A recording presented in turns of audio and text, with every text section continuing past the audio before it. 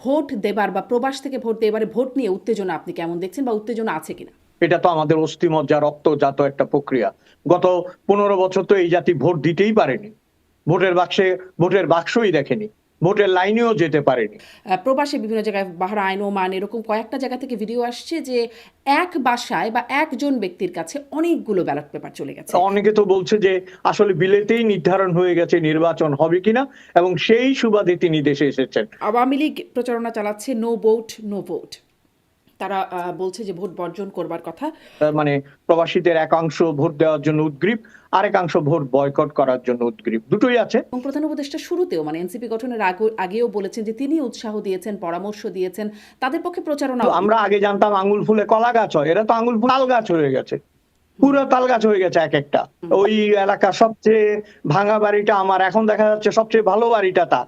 মানে রাতারাতি জমিদার পিতা, যাকে মাননীয় এরকম সম্বোধন করবেন না, এবং তার কথাটার মধ্যে একটা পরিমিতি বোধ কাজ করছে। আমি জানি, মনে হয় যদি তারেক রহমান, এখন ধরেন আমাদের দেশে যেটা হয়, তেল এত বিষাক্ত এবং এত পিচ্ছি, এখন আপনি যদি সারা পথের তেল ঢেলে দেন। সাংবাদিকরা তো তেল কেন দেন, মানে সাংবাদিকদের সমস্যাটা কি? আগেও মানে তেলের বস্তা মানে তেলের ড্রাম নিয়ে নিয়ে বসতেন মনে হয়। তেল খায়, আগে তো দিয়েছে ঘি, তারপরে আপনার মাখন, যা যা সব দিয়েছে। আপনি খেয়াল করেছিলেন যে বিগত আমলে কিন্তু এটা গ্রহণ করা হতো। দারুণ। ধন্যবাদ, যুক্ত হলেন। আমি শুরুতেই প্রশ্ন করি, ধন্যবাদ আপনাকে, যুক্ত হতে পেরে আমি আনন্দিত। অনেক ধন্যবাদ। 1 মাসেরও কম সময় আছে জাতীয় নির্বাচন অনুষ্ঠিত হবার। সেক্ষেত্রে বিশেষ যে বিষয়টি এবার যুক্ত হয়েছে, আগে কখনো হয় নাই, সেটা হচ্ছে প্রবাসীরা ভোট দেওয়ার সুযোগ পাচ্ছে। প্রথমে এই প্রশ্নটা করতে চাই যে আপনিও একজন প্রবাসী সাংবাদিক, আপনি আপনার অভিজ্ঞতা থেকে আপনার পাশে বাংলাদেশি যারা আছেন বা বাংলাদেশি কমিউনিটি বলতে আমরা যা বুঝছি, তাদের মধ্যে আসলে ভোট দেবার বা প্রবাস থেকে ভোট দিয়ে এবারে ভোট নিয়ে উত্তেজনা আপনি কেমন দেখছেন বা উত্তেজনা আছে কিনা?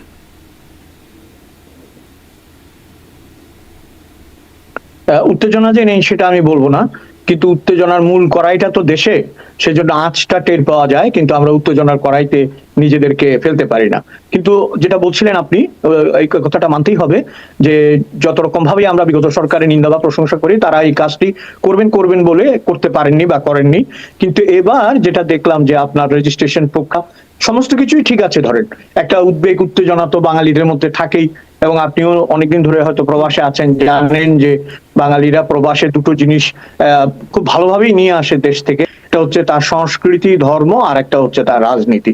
সুতরাং রাজনৈতিক কারণে এখানে টানাপোড়েন আছে, এবং এক ধরনের প্রবাসীরা মানে প্রবাসীদের একাংশ ভোট দেওয়ার জন্য উদ্গ্রীব, আরেকাংশ ভোট বয়কট করার জন্য উদ্গ্রীব, দুটোই আছে।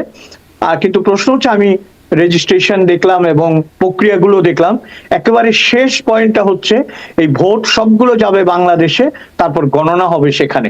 সে জায়গাটায় কি হবে, এটা যতক্ষণ আমরা ক্লিয়ার হতে না পারছি বা বুঝতে না পারছি, ততক্ষণ এই ভোট হওয়া না হওয়া আসলে কতটা তফাৎ। মানে আপনি উদ্বেগের জায়গা দেখছেন যে ভোট যাবে হচ্ছে বাংলাদেশে এবং তারপরে গণনা, সেই জায়গায় কি হবে। কিন্তু এখনই কিছু বিষয় শোনা যাচ্ছে, যেমন কয়েকটা খবর আসছে, কয়েকটা ভিডিও ভাইরাল হয়ে গেছে যে প্রবাসে বিভিন্ন জায়গায় বাহরাইন, ওমান এরকম কয়েকটা জায়গা থেকে ভিডিও আসছে যে এক বাসায় বা একজন ব্যক্তির কাছে অনেকগুলো ব্যালট পেপার চলে গেছে, যেটি আসলে ভিন্ন ভিন্ন ব্যক্তির কাছে যাবার কথা, এবং সেটির ভিডিও করা হচ্ছে, বলছে ভিডিও করো না, এই টাইপের কথাবার্তা সেখানে শোনা যাচ্ছে। এবং সেটি নিয়ে কিন্তু নির্বাচন কমিশনে বিএনপি আপত্তিও জানিয়ে এসেছে যে এতে বিএনপি ক্ষতিগ্রস্ত হবে। মানে এই অনিয়মটাকে আপনার কাছে কি মনে হচ্ছে, এটি আসলে কেমন ধরনের অনিয়ম বা এটার প্রভাব ভোটে কেমন পড়তে পারে? দেখেন, যখন বাংলাদেশের কথাই বলছি এবং বাংলাদেশের রাজনীতিতে আমরা বিদেশিদের অংশগ্রহণের কথা বলছি, তখন এই প্রক্রিয়াটা বাদ যাবে কেন? এটা তো আমাদের অস্থিমজ্জা রক্তজাত একটা প্রক্রিয়া। গত 15 বছর তো এই জাতি ভোট দিতেই পারেনি, ভোটের বাক্সই দেখেনি, ভোটের লাইনেও যেতে পারেনি, এবং তাদেরকে অন্যায়ভাবে বঞ্চিত করা হয়েছে ভোটাধিকার থেকে, যার ফলাফল তারা পেয়েছেন। কিন্তু এখন আপনি যেটা বলছেন, এটা দুটো কারণ, একটা হচ্ছে অতি উৎসাহের ফল, আর একটা হচ্ছে বিষয়টাকেই যে আমি আপনাকে আগে বললাম, ভোটটা যেহেতু বাংলাদেশে গণনা করা হবে, অথচ দেখেন বাংলাদেশে ব্যালট পেপার যাবার আগেই ওমান সহ নানা দেশে নানা ধরনের ব্যালট পেপার তৈরি হয়ে গেছে, একজনের কাছে 10টা ব্যালট পেপার যাচ্ছে, তার মানে ওই একই জিনিস, ছাপ্পা মেরে আগেই ভরে দেওয়ার একটা ব্যবস্থা করা। এইভাবেই না আমাদের, দেখেন এত বছর ধরে বিদেশে থেকে, গণতান্ত্রিক অগণতান্ত্রিক স্বৈরতান্ত্রিক যে কোনো দেশে থেকেও এই দেশের যে কালচার বা রাজনীতির যে মানে ভোটের যে স্বচ্ছতা, সেগুলো আমরা শিখতে পারিনি। আমাদের এটা জাতিগত দুর্বলতা, এবং এই দুর্বলতাতে পেরেক ঠুকেছে আমাদের সবগুলো সরকার, বিশেষ করে বিগত সরকার। কাজে এটা তো অন্যায় কিছু না, এরকমই হওয়ার কথা। এবং বিএনপি যে কনসার্ন বা যে উদ্বেগটা প্রকাশ করেছে, আমি তাদের সাথে সহমত, কারণ যদি এখানে ক্ষতিগ্রস্ত হয় তো বিএনপি ক্ষতিগ্রস্ত হবে। জি, একটু বিএনপির প্রসঙ্গে আমরা দেখলাম বিএনপির চেয়ারপারসন তারেক রহমান তিনি প্রধান উপদেষ্টার সাথে দেখা করলেন এবং পরিবার সহ গিয়ে তার স্ত্রী, কন্যা এবং প্রধান উপদেষ্টার সাথে সেই সময় প্রধান উপদেষ্টার মেয়েও ছিলেন। মানে পারিবারিক একটা দেখা, ডিনারের আমন্ত্রণ ছিল বলে জানতে পারছি। প্রায় 2 ঘন্টার মতো সময় তাদের মধ্যে কথা হয়েছে বা একসাথে সময় কাটিয়েছেন। তফসিল ঘোষণা হয়ে গেছে, ভোটের কাজবাজ চলছে, এই সময় আসলে এরকম সাক্ষাৎ, এটা কি আসলে নিরপেক্ষতা নিয়ে কোনো প্রশ্ন উঠতে পারে মানে সরকারের? দেখুন, আসলে আমাকে এখানে ঋত্বিক ঘটকের একটা কোটেশন ব্যবহার করতে হচ্ছে। উনি বলেছিলেন, you are always a partition for or against. হয় আপনি পক্ষের বাধা, না হলে আপনি বিপক্ষের বাধা।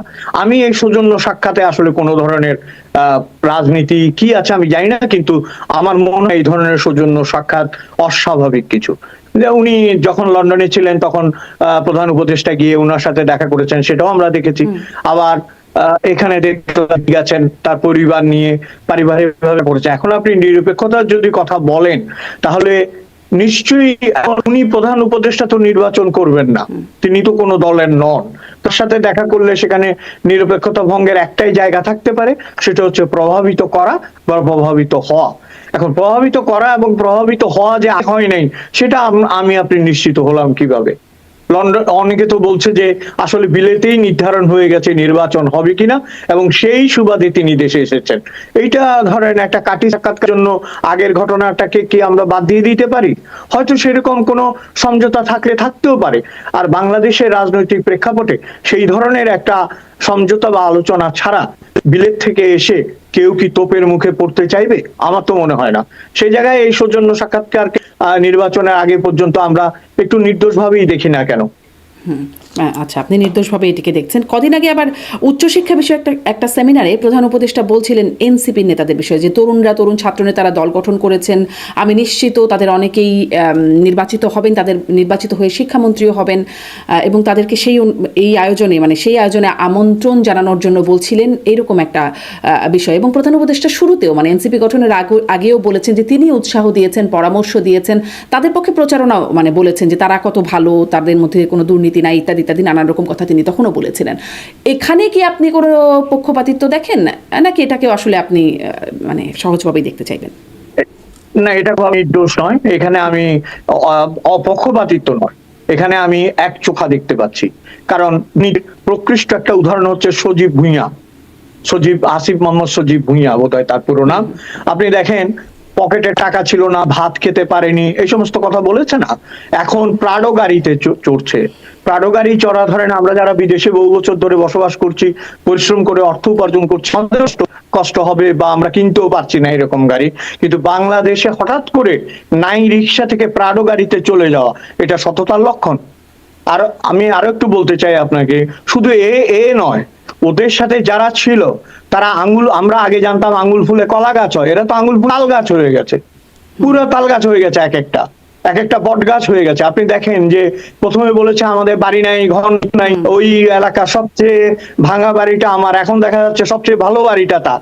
মানে রাতারাতি জমিদার পিতা, রাতারাতি আপনার কি বলে যে ধনী অভিভাবক পেয়ে যাওয়া সব ছেলেরা আলাদিনের চেরাগের মতো। প্রধান উপদেষ্টা এখন এগুলি বলতে বাধ্য, কারণ উনি তাদের কাঁধে ভর করে এসছেন। তাদের কথা আপনি বলবেন, এটা স্বাভাবিক, কিন্তু আমরা এটা নিতে পারবো না।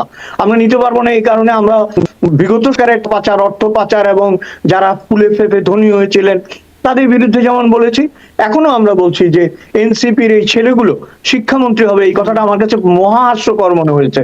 যারা শিক্ষা সংস্কৃতির মেরুদণ্ড ভেঙে দিচ্ছে বাংলাদেশে, যারা ইতিহাস বদলে দিচ্ছে, মবক্রেসি যেটাকে বলছি আমরা, যে মবের মাধ্যমে যারা আমাদের শিল্পকলা থেকে আরম্ভ করে সাহিত্য, সংস্কৃতি, শিক্ষা, আপনি আমাকে বলেন আমাদের জীবদ্দশায়, আমি প্রায় আপনার 70-এর প্রায় দ্বার প্রান্তে উপনীত হয়ে গেছে আমাদের বয়স। তো আমি যেটা জানতে চাচ্ছি, আমাদের এই জীবদ্দশা আমরা কখনো বাংলাদেশে শিক্ষকদের এইরকম অপমান দেখিনি। এইভাবে কান ধরে, জুতো পেটা করে, গলায় জুতোর মালা দিয়ে এরা যদি শিক্ষামন্ত্রী হয়, তাহলে বাংলাদেশের শিক্ষা ব্যবস্থা কি হবে? সেটা কি উপদেষ্টা মহাশয় একবারও ভেবেছেন?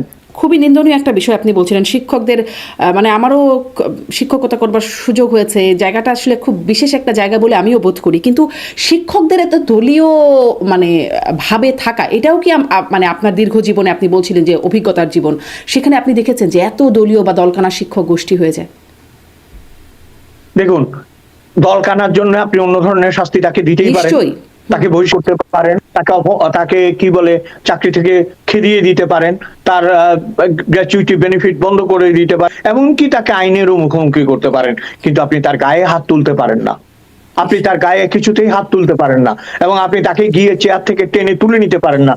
আপনি নিশ্চয়ই দেখেছেন, শুধু পুরুষ বলে নয়, নারীদেরও তাই করা হয়েছে। এবং এই ক্ষেত্রে কিন্তু জেন্ডার কাজ করেনি, এই ক্ষেত্রে কাজ করেছে তাদের হীনতা, তাদের আক্রোশ, তাদের আগ্রাসী মনোভাব। আপনি গতকাল দেখেছেন মিরপুর স্টেডিয়ামে টুকরো টুকরো করে দিয়েছে সবকিছু, মিরপুর স্টেডিয়ামের বাইরে সেনাবাহিনীকে হস্তক্ষেপ করতে হয়েছে। আবার মবেচাই নিজেদের ক্রিকেটের জন্য গর্ববোধ করছে। এই যে স্ববিরোধিতা, ধরেন শিল্প, সংস্কৃতি, সাহিত্য, ক্রীড়া, সব জায়গায় আপনার একটা দাপট এবং রাজত্ব কায়েম করার যে একটা প্রবণতা, উষ্ণতমনতা, উত্তেজনা, এইটা কিন্তু আমি মনে করি যে সবচেয়ে বেশি আঘাত করেছে শিক্ষাকে। আপনি দেখেন, তাহলে আমি যেটা বলতে চাই, যে বাচ্চাগুলো 5-6 বছরের, যে বাচ্চাগুলো এখনো 10 বছরের নিচে, যারা প্রিয় এবং দেখে শেখে, তারা কি শিখছে? আমি সবচেয়ে যেটা শঙ্কিত হই, প্রায় প্রতিদিন আমি এই ব্যাপারটা বলি আমার প্রিয় মানুষদের, যে বাংলাদেশে বসবাস করেন যাদের টিনেজ বলি বা আরো কম, তাদের মনের উপর যে প্রভাবটা পড়ছে, এইটা কিন্তু দীর্ঘস্থায়ী হবে।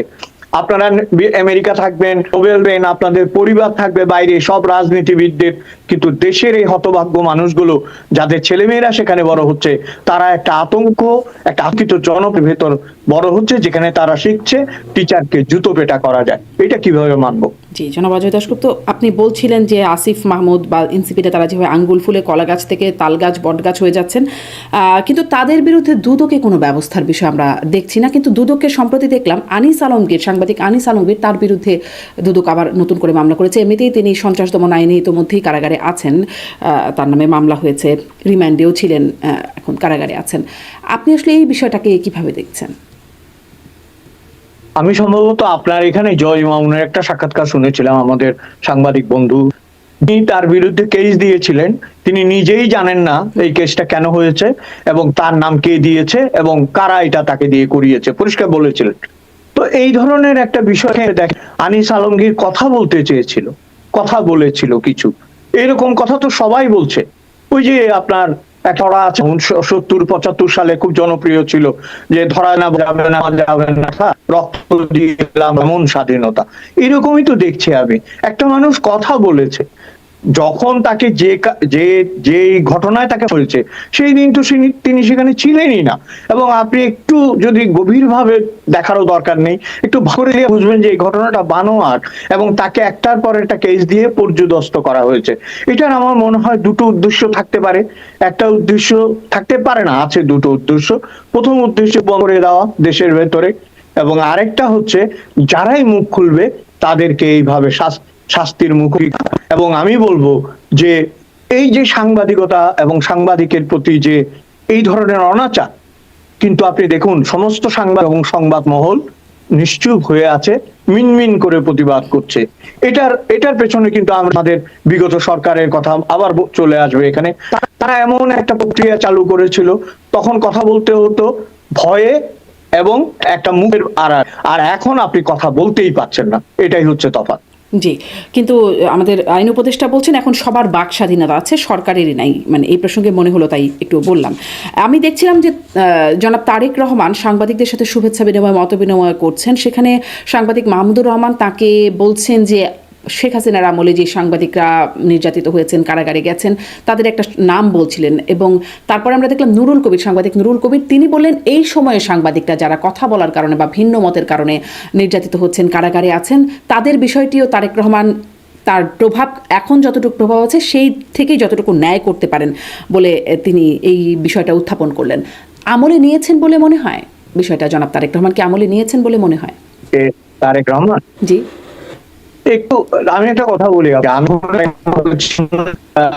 আমাদের রাজনীতির অনুসারী ছিলাম না, কিন্তু এই ভদ্রলোক মানে এতে ১৬ বছর থাকার ফলে আমার মনে হচ্ছে তার মধ্যে গণতান্ত্রিকতার হাওয়া লেগেছে।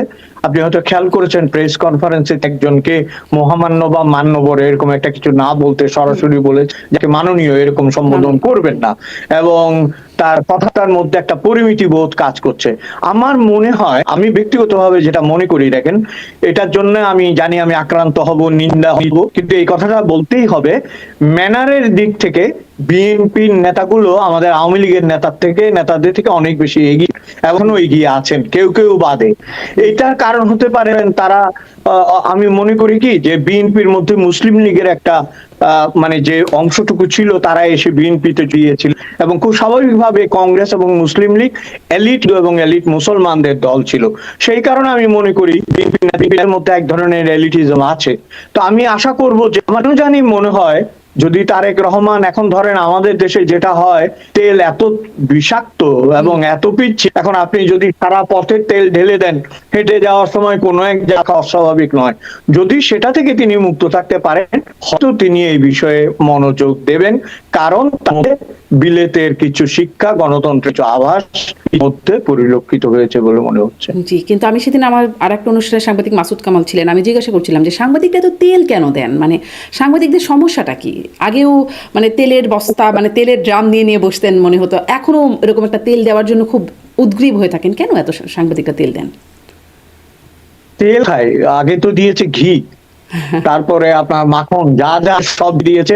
আপনি খেয়াল করেছিলেন যে বিগত আমলে কিন্তু এটা গ্রহণ করা হতো, দারুণ এনজয় করতেন, দারুণ এনজয় করতেন। আপনার হাসি, পুরোনো ভিডিও গুলো দেখুন, হাসি হাসি মুখে ইয়ে, মানে কি, এবং খুব মানে ইনিয়ে বিনিয়ে, না আমাকে এরকম বলতে হবে না, মানে আরেকটু বলো, হ্যাঁ, এরকম কিন্তু দৃশ্য ওখানে আমরা চিত্র দেখি।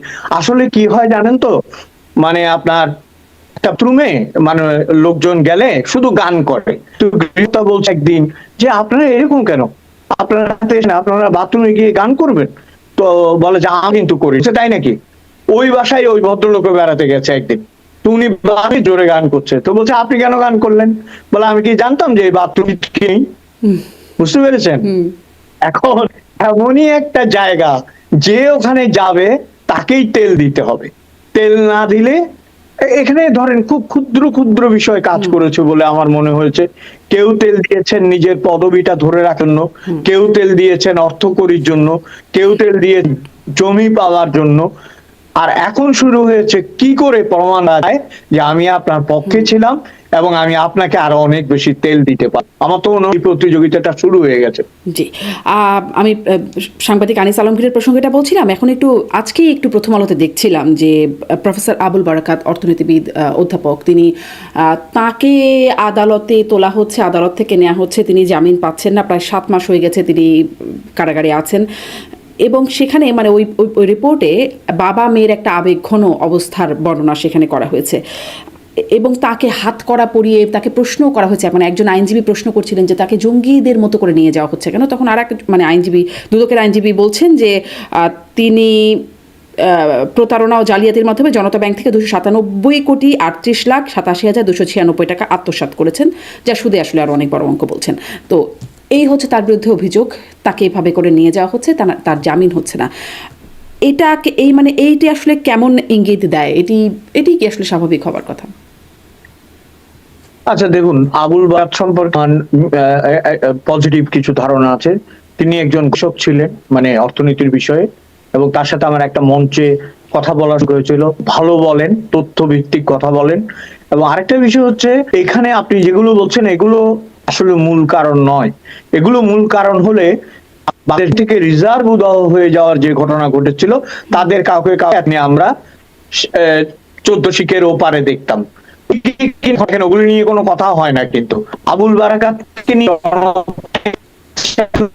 আবুল বারাকাত এই দেশে প্রগতিশীল ব্যাংকিং এর কথা বলতে গিয়ে এমন একটা ধর্মান্ধ গোষ্ঠীর বিরোধিতা করেছিলেন যারা আজকে নেপথ্য নিয়ন্ত্রণ করছে।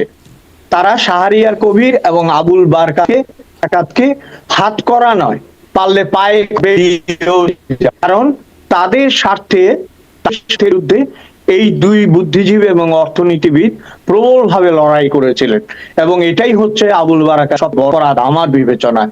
এবং এই কারণে তার ভবিষ্যৎ এবং তার মুক্তি এবং তার জীবন সত্য। জি। এবারে একটু আরও কিছু প্রেক্ষাপটের দিকে যাই, মানে নির্বাচন সামনে, কিন্তু এখন আমরা দেখছি 7 কলেজের শিক্ষার্থীরা তারা প্রায়ই করেন এখন নির্বাচনের আগেও দেখছি তারা এখন অধ্যাদেশ মঞ্চ নামে করে একটা বড় আন্দোলন গড়ে তুলতে চাইছে যে বিশ্ববিদ্যালয় করার দাবিতে তাদের। এদিকে ইনকিলাব মঞ্চ তারা হাদি হত্যার বিচারে যে চার্জশিট হয়েছে সেটাকে নারাজি বলছে, তাতে আপত্তি জানিয়ে তারা আরও বড় করে আন্দোলন, তারা বিক্ষোভ মিছিল করছে সারা দেশে, এরপর যমুনা ঘেরাও, এরপর সংসদ ভবন ঘেরাও, এরকম কর্মসূচিও আসতে পারে বলে তারা ইঙ্গিত দিচ্ছেন। অন্যদিকে লুট হওয়া অস্ত্র উদ্ধার হয় নাই, মাঝে মাঝেই দেখা যাচ্ছে গুলির ঘটনা, বিভিন্ন রাজনৈতিক নেতা বা কর্মীরা তাদেরকে গুলিবিদ্ধ হয়ে মারা যাওয়ার ঘটনা, হাদিম হত্যার আগে পরে হয়েছে ঘটনাগুলো। একটা মামলাও রিটও হয়ে গেছে যে লুণ্ঠিত অস্ত্র উদ্ধার না হওয়া পর্যন্ত জাতীয় নির্বাচন স্থগিত চেয়ে রিট হয়েছে হাইকোর্টে। এখন মানে সেই পুরনো প্রশ্নটা, এত কিছু যে ঘটছে এগুলো কি বিচ্ছিন্ন নাকি এর মধ্যে কোনো আসলে পেছনে কোনো ক্রীড়ানক হিসেবে কিছু কাজ করছে, কি মনে হয়? দেখুন, এটা তো 100% সবাই বুঝতে পারে যে এটার পেছনে যদি শক্তি না থাকে, কারণ যাদের কথা আপনি বললেন ঠিক আছে, ওই পর্যন্ত আন্দোলনে হাজার হাজার মানুষ এসছে, বলতে গেলে লক্ষ মানুষও হয়তো হয়েছে, ঠিক আছে, তারা সার্থক হয়েছে। পরে তারা তো আস্তে আস্তে ক্ষয়িষ্ণু হয়ে গেছে। এমন অবস্থা দেখবেন 15-20 জন, 50 জন, 100 জন, 500 লোক, তাদের কি শক্তি আছে এগুলি করার? পেছনে টানানো হচ্ছে। এবং একটা জিনিস আপনার, আমি এটা খুব পরিষ্কার করে বলতে চাই, ধরেন যে রাজনীতি যদি না থাকে, রাজনৈতিক সরকার যদি না থাকে, তাহলে ডাকেন না কেন, তার তো আসলে দরদ নেই। দরদ কেন থাকবে? আপনি আপনার বাচ্চার প্রতি যে দরদ, আপনার আয়ার কি সে দরদ থাকবে? কেয়ারটেকারের কি সে দরদ থাকবে? কেয়ারটেকার তার কর্তব্য কর্ম করবে এবং ভাত হবে, মাছ খাওয়াবে, সব খাওয়াবে, গলায় কাঁটা লেগে গেলে বের করে আনবে না বা আপনার মতো উদ্বিগ্ন হবে না আপনার।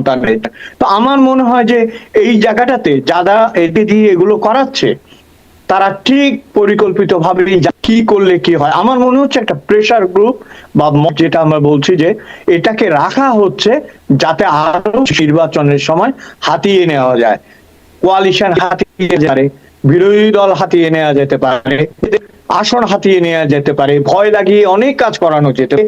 এবং যে ভয়টা বাংলাদেশ এখনো কাটিয়ে পারে, কি করে কাটিয়ে উঠবে?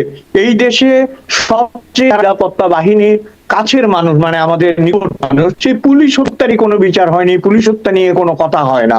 এই দেশে মিলিটারির অস্ত্র কেনা হয়ে, এবং আপনি দেখেন এইরকম একটা হঠাৎ ক্ষিপ্র হয়ে যাওয়া সমাজ এবং এই মাঠে নামিয়ে যে ফায়দা লোটা, সেই প্রক্রিয়াটা এখনো আমার মনে হয় নির্বাচনের চাইতেও আগে এবং পরে এদের কি প্রভাব দেখা উচিত। এবং যারা সবচেয়ে যেটা মূল কথা যেটা বলতেছিলাম যে ওই যে অভিভাবকত্ব, অভিভাবক শূন্য, এইটা বারবার প্রমাণ হচ্ছে। আপনার ভালো খারাপ যাই বলি না কেন, আগের সরকারের আমলে কেউ না কেউ বেরিয়ে এসে কথা বলতো, এমনকি নিয়ে কথা বলতেন, এবং তিনি কথা বললে ওই সমস্যাটা ভালো থেমে যেত। কিন্তু এখন ওই ভরসার জায়গাটুকু বাংলাদেশে কিন্তু মানুষ করেন।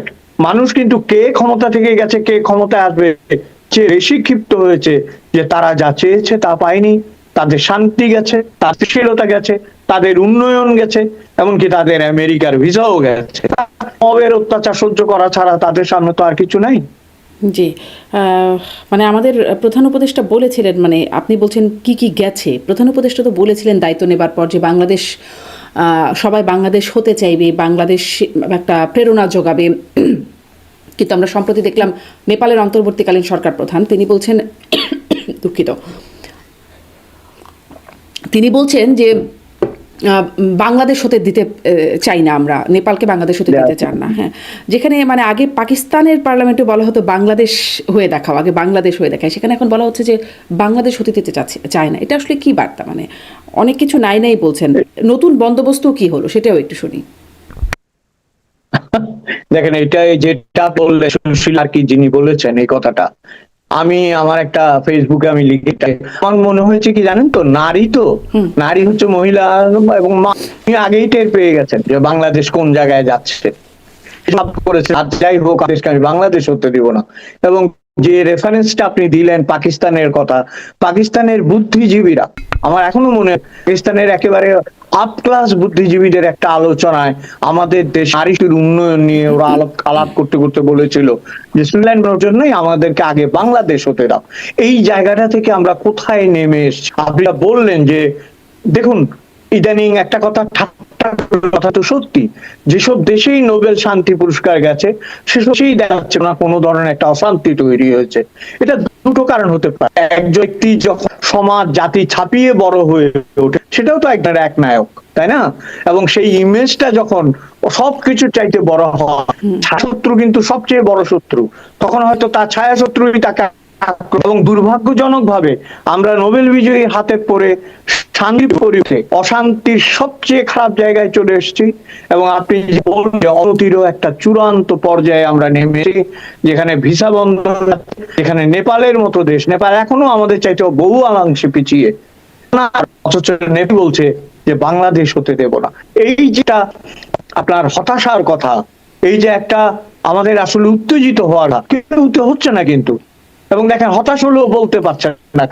বারবার আপনাকে যেটা বলছি, এখন যারা বাস করছে তারা অনেকটা মাছ নয়, জিয়ানো মাছের মতো বেঁচে আছি বেঁচে, কিন্তু তাদেরকে পুকুরে ফেলতে হবে, রাজনীতি পারবে তাদেরকে আবার তখন তারা ওখানে সাঁতরাবে, একে অপরকে মারবে, আবার উঠে আসবে, সার্ভাইভাল অফ দ্য ফিটেস্ট আমরা দেখতে পাবো যদি রাজনীতি ফিরে আসে। মানে আমি প্রসঙ্গক্রমে বলছি, কোনো একটা উপদেষ্টা আপনার নেগেটিভ কথা ছাড়া আপনি কোনো পজিটিভ কথাই আপনি শুনবেন। বছরে বাংলাদেশে পজিটিভ কথাবার্তাই বন্ধ হয়ে গেছে। এটা বাংলাদেশকে অবনত করার একটা বিশাল কারণ বলে আমি মনে করি। জি, কোনো মানে একটু নেটে একটু সমস্যা হচ্ছে, কথাগুলো মাঝে মাঝে কেটে কেটে যাচ্ছে। আশা করি যদি মানে ভালো করার কোনো উপায় থাকে সেটা চেষ্টা করতে পারেন, অথবা আমি কন্টিনিউ করি। যে আপনি ক্রিকেট অঙ্গনের কথা বলছিলেন, ক্রিকেট অঙ্গনের কথা বলছিলেন, ক্রিকেট অঙ্গনের কথা একটু আসি। যে সেখানে তো সমস্যা দেখতেই পাচ্ছি, শুরু হলো সেই ভারতের আইপিএল থেকে মোস্তাফিজকে বাদ দেয়া, তারপরে আমরা বিশ্বকাপ খেলতে যাব না এই সিদ্ধান্ত, মানে ধারাবাহিকতাগুলো একটু বলছি। তারপরে তামিম ইকবালের একটা মন্তব্য যে একটু এটা আবেগ দিয়ে না, এটা আমাদের ভবিষ্যতের কথা চিন্তা করে সিদ্ধান্ত নেওয়া উচিত। বিসিবি পরিচালক নাজমুল তিনি বলে ফেললেন যে তিনি ভারতের দালাল তামিমকে। তার পাশে দাঁড়ালেন বিসিবির আরেক পরিচালক সঙ্গীত শিল্পী আসিফ আকবর, তিনি বললেন বিদেশি দালালদের এখন চিনে রাখা দরকার, আর কি তাছাড়া ইতিহাস নিয়ে সংশয় থাকবে। এখন দেখলাম যে নাজমুল ইসলাম তারপরে শুরু করলেন যে ক্রিকেটাররা মানে ক্ষতিগ্রস্ত হবে, বিশ্বকাপ না খেললে বিসিবি ক্ষতিগ্রস্ত হবে না, এবং তাদের কাছ থেকে কি টাকা ফেরত চেয়েছি, কোটি কোটি টাকা, মানে অনেক টাকা খরচ করা হয়েছে তাদের জন্য, কিন্তু তারা একটা বিশ্বকাপ আনতে পারেন নাই, এরকম কথা। তারপরে ক্রিকেটারদের আপত্তি, নাজমুলকে অব্যাহতিও দেওয়া হয়েছে। আমরা দেখেছিলাম পিনাকি ভট্টাচার্য, প্রবাসী অনলাইন অ্যাক্টিভিস্ট এবং প্রভাবশালী অ্যাক্টিভিস্ট, তিনি বলেছেন যে নাজমুলকে কে সরায়, নাজমুল থাকবে দেখি কে তাকে সরায় তার পোস্টে। এই যে ঘটনা পরম্পরা, আপনার কাছে কি মনে হলো, এগুলো কেমন হলো, কেন হলো? এই ক্রিকেট নিয়ে এটা যে ঘটেছে, আমি যে কোনো পক্ষে বলতে গেলে এটা নিয়ে কথা হবে এবং গালাগালি করা হবে, কিন্তু সত্যটা হচ্ছে, দেখেন বারবার যখন আমি কাউকে আক্রমণ করব, বিষোদ্গার করব, সেও এক পর্যায়ে করবে, রিটেলিয়েশন তো হবেই না। আমি ভারতকে একবারও সমর্থন করছি না, তাদের উচিতই হয়নি এই ধরনের একটা সিদ্ধান্ত বলা এবং এইভাবে রিয়াক্ট করা একটা খেলোয়াড়ের বিরুদ্ধে। কিন্তু যেভাবেই হোক এটা ঘটে গেছে, এবং ঘটে যাওয়ার পরে এটাকে মিনিস করার পরিবর্তে এক চোখা যে সিদ্ধান্তগুলো, দেখেন যেটা আপনি বললেন, আমাদের চট্টগ্রামের মানুষ এবং আমার বাড়ির কাছাকাছি তাদের বাড়ি, যে তাকেও ভারতের দালালা হচ্ছে।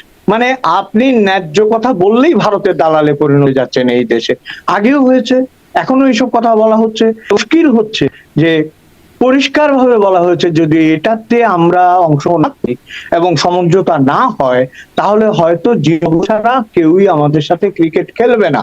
এবং ক্রিকেট যে টাকা পয়সা এবং যে বোর্ড থেকে যে পয়সাগুলো পাওয়া যায়, যে সাহায্য, সেগুলো বন্ধ হয়ে যাবে এবং বাংলাদেশে ক্রিকেট রসাতলে যেতে বাধ্য। ধরেন একজন খেলোয়াড়ের জন্য আমার মনে হয় সবসময় ওয়ে টু কম্প্রোমাইজ, কথা বলে আলোচনা অনেক কিছু সমাধান যায়, কিন্তু এইখানে এটা একগুঁয়েমিতে চলে গেছে। একজন দেশ দেখলাম তিনি নাক গলিয়েছেন এবং তিনি বড় বড় কথা বলেছেন, অথচ জয়শঙ্কর যখন তাকে দেখলাম বিগলিত ভাবে তার সামনে দাঁড়িয়ে থাক, তার মুখের হাসি যায় না, অথচ জয়শঙ্করের তো পাথরের মতো নির্মম। তাহলে এই যে আসিফের কথা বললেন, তিনি তো বলিউডে গান গেয়ে পোস্ট দিয়েছিলেন যে মানে জীবন সার্থক হয়ে গেছে, বিয়ে করেছে। তো নিজের বেলায় আপনি ইন্টারন্যাশনালি অ্যাকসেপ্টেড হচ্ছেন, ভারতে নিজেকে অ্যাকসেপ্টেন্সটাকে সেলিব্রেট করছেন, আর ক্রিকেটের কথা হচ্ছে আপনি বিধ্বংসী ভূমিকা নিচ্ছেন। তামিম ইকবালের ভারতের দালাল, সাকিবকে খেলতে দিচ্ছেন না, মাশরাফির পুড়িয়ে দিয়েছেন। তো দেখে শুনে আমার যেটা মনে হয় যে যখন কাটাই হয়েছে জাহান্নাম ক্রিকেট, তাহলে আর বাকি থাকবে কেন ক্রিকেট, এরকম কিছু একটা। জি, একদম শেষের দিকে শেষ প্রশ্ন করি যে আওয়ামী লীগ প্রচারণা চালাচ্ছে নো ভোট নো ভোট, তারা বলছে যে ভোট বর্জন করবার কথা। আপনার কি মনে হয়? অন্যদিকে আমরা দেখছি যে জামাত এবং বিএনপি দুপক্ষই বেশ বেশ মানে সরাসরি আওয়ামী লীগের ভোট টানার চেষ্টা করছে। আসলে কি হবে, আওয়ামী লীগের ভোটাররা তাদের আহ্বানে সাড়া দেবে, নাকি আওয়ামী লীগের যে আহ্বান সেটিতে সাড়া দেবে? দেখুন, এখন আওয়ামী লীগ যারা পাঁড় সমর্থক এবং যারা স্টেট আমি বলবো, যাদেরকে সবাই ভোট কেন্দ্রে যাবে না, অমনিতেও যাবে না, তারা গেলে ক্রান্ত হবে। এবং তাদের অনেকেই আসলে হয় আত্মগোপন করে আছেন বা করেছেন। আওয়ামী লীগের এই মানে আপনার যে আবেদন বা যে প্রচার, সেটা তারা করতেই পারে তাদের রাজনৈতিক স্বার্থে। তো আমার জানি মনে হয় মানুষ ভোট দিতে যাবে। ভোট দিতে যার তিনটে কারণ আমার কাছে গ্রহণযোগ্য বলে মনে হয়েছে। প্রথম কারণ হচ্ছে বহু বছর মানুষ দেয়নি, তাহলে মানুষ উঠবে না, এটা একটা বিষয়। দ্বিতীয় বিষয়, অতিষ্ঠ হয়ে গেছে মানুষ এই মব এবং রাজনৈতিক কর্মকাণ্ডে, এটা থেকে পরিত্রাণের জন্য অনেক মানুষ যাবে। আর তৃতীয় হচ্ছে বিএনপির একটা স্ট্রং সাপোর্ট বেস আছে, যেটা আওয়ামী লীগ নেই। আওয়ামী লীগের অনেকেই আসলে বিএনপি কে সমর্থন করে এই যাত্রা নিজেদের যান বাঁচাতে চাইবে বলে আমার। এবং আমার আরেকটা কথা মনে হয়, অনেক কাগুজে আহ্বান হয়তো অন্তর থেকে আওয়ামী লীগও চায় যে সরকার এসে অন্তত এই সরকারটা হতে যাক, আমার মনে হয় এরকম। জি, আপনি তাই মনে করছেন। একটা অভিযোগ ভারতের পক্ষে, ভারত নিয়ে যেহেতু অনেক কথা হলো, তারা বাংলাদেশের মানে যেই মূল অভিযোগটা বাংলাদেশের প্রতি তোলে, অন্তত আনুষ্ঠানিকভাবে সংখ্যালঘু নির্যাতিত হচ্ছে বাংলাদেশে। কদিন আগে দীপু বিশ্বাস তার সাথে যে নির্মম ঘটনাটি ঘটে গেল, প্রায় দেখা যাচ্ছে যে বিভিন্ন জায়গায়, যেমন সিলেটের গোয়াইনঘাটে দেখলাম, সেখানে এক সংখ্যালঘু পরিবারের বাড়িতে আগুনের ঘটনা ঘটেছে।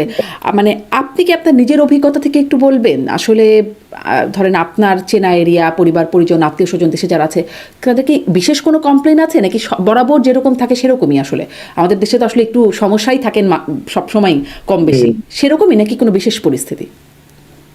দেখুন, যে কোনো দেশে সংখ্যালঘু হয়ে জন্মানোটা এক ধরনের অপরাধ, একটু কারণ থাকতেই পারে। আমি ব্যক্তিগতভাবে ফিল করিনি, আমি সত্যি বলছি, যেটা আমি ব্যক্তিগতভাবে আসলে ওই ধরনের সংখ্যালঘু তত্ত্বে সেভাবে বিশ্বাস করিনি। কিন্তু হ্যাঁ, আতঙ্কে আছেন, এটা আমি জানি। এই আতঙ্ক আপনি যেটা বলছেন, কি বিগত সরকারের আমলেও হয়নি? থেকে যাবার অল্প আগে কুমিল্লায় যে পুজোর সময় যেটা হলো, মারামারিটা হয়েছিল, এবং এর পরবর্তী একটি টক শোতে আমি এই জন্য আপনাদের আমলে বড় হচ্ছে গত 14 বছরে, এদের ভেতরে এই ধরনের অসাম্প্রদায়িকতা কাজ করেনি, এটা কি আপনাদেরকে পীড়িত করে না? সাথে যিনি সহ আলোচক ছিলেন আওয়ামী পন্থী, তিনি এটা খুব মানে মাইন্ড করে এটার জন্য। কিন্তু মুশকিল হচ্ছে প্রত্যেক আমলে এটা যেটা মনে হয় বাড়াবাড়ি ধরনের কিছু ঘটনা ঘটেছে। পরিচিত সহকর্মী এক সময়ে সে বলেছে যে জন্য, পরিচয়ের জন্য, এবং আপনি খেয়াল করবেন বিভিন্ন জায়গা থেকে সুকৌশলে তাদেরকে সরিয়ে দেওয়া হয়েছে অবিশ্বাস এবং অনাস্থার কারণে, যেটা কি আমি জানি না। আর দ্বিতীয় বিষয় হচ্ছে, দেখেন, বাংলাদেশ দাঙ্গা সম্ভব নয়, দাঙ্গা লাগবে না, এটা আমার একটা দৃঢ় বিশ্বাস। কিন্তু দাঙ্গা চাইতেও অধিক করা যেতে পারে অর্গানাইজড ওয়েতে, কোন রাজনৈতিক শক্তি তাকে মদত যোগায়। আমার মনে হয় সেইখানে সংখ্যালঘুরা অনিরাপদ। সেটা শুধু হিন্দু বলে নয়, আমাদের যারা প্রগতিশীল মুসলমান আছেন, যারা সংখ্যাগুরু মুসলমান, তারাও আসলে এক ধরনের বিপন্নতা কাটাবার জন্যই রাজনীতি, বিশেষ করে সংস্কৃতির বড় ভূমিকা থাকার কথা ছিল, যেটা বিগত আমলে ধ্বংস করে দিয়ে, যে কারণে সংস্কৃতি রুখে দাঁড়াতে পারছে না, সব মুখ করে আছে, রাজনীতি অকেজো। সুতরাং তাদের বাঁচাবে কে? অনেক ধন্যবাদ জনাব অজয় দাশগুপ্ত, আপনাকে যুক্ত হলেন, সময় দিলেন, কথা হলো, আবারও নিশ্চয়ই সামনে কথা হবে। ধন্যবাদ যুক্ত হবার জন্য। আপনিও থাকবেন, ধন্যবাদ আপনাকে।